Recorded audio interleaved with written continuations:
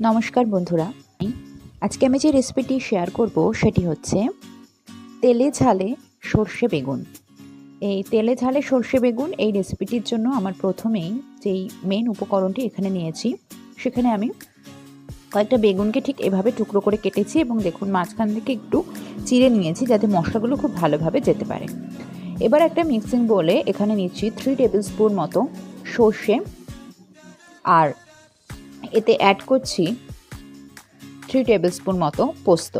দুটোকে ফার্স্টে আমি কোনো জল ইউজ না করে একটা পাউডার মতো একটু তৈরি করব। আবার এতে দিচ্ছি সামান্য পরিমাণে লবণ আর কিছুটা হলুদ দিয়ে আবার একটা পাউডার মতো তৈরি করে নেব। এবার আমি এতে অ্যাড করছি বেশ কিছুটা পরিমাণে জল। আরও একবার মিক্সিতে পেস্ট করে নেব। এবার অপরদিকে একটা কড়াইতে আমি বেশ কিছুটা সাদা তেল দিয়ে যে বেগুন যা লবণ আর হলুদ দিয়ে একটু মেখে রেখেছিলাম সেই বেগুনগুলো আমি ভেজে নেব।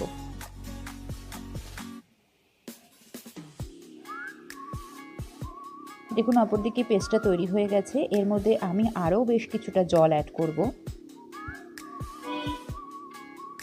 ভালোভাবে মিশিয়ে নেব। মিশিয়ে নিয়ে এবার আমি একটা ছাঁকনির সাহায্যে এটাকে ছেঁকে নেব।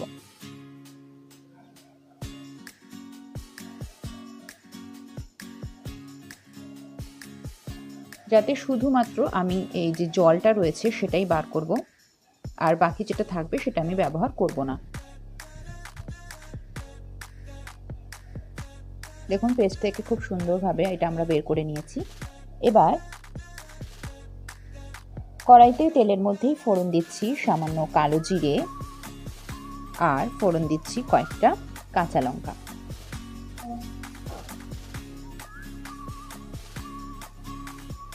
ভালোভাবে একটু নেড়েচেড়ে নেব। নেড়েচেড়ে নিয়ে এবার আমরা যে সর্ষে পোস্ত দিয়ে যে জলটা আমরা বার করে রেখেছিলাম সেই জলটা এতে অ্যাড করছি। মশলাটা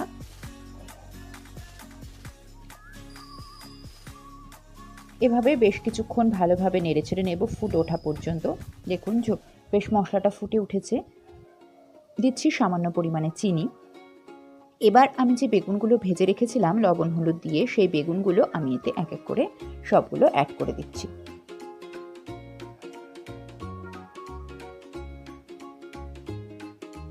কিছুক্ষণ পর এভাবেই একটু নেড়েচেড়ে নেব। মশলাটা বেশ ভালোভাবে কষে গেছে, তেলও ছেড়ে এসেছে। এবার আমি এর উপরে দিচ্ছি কয়েকটা কাঁচা লঙ্কা চিড়ে দেব। চিড়ে দিয়ে আমি ঢাকা দিয়ে মিনিট 2 থেকে 3 মতো এভাবেই রেখে দেব। মিনিট 2 মতো এভাবে রেখে দিয়েই আমরা গ্যাসের ফ্লেম অফ করে সার্ভ করব সর্ষে দিয়ে বেগুন।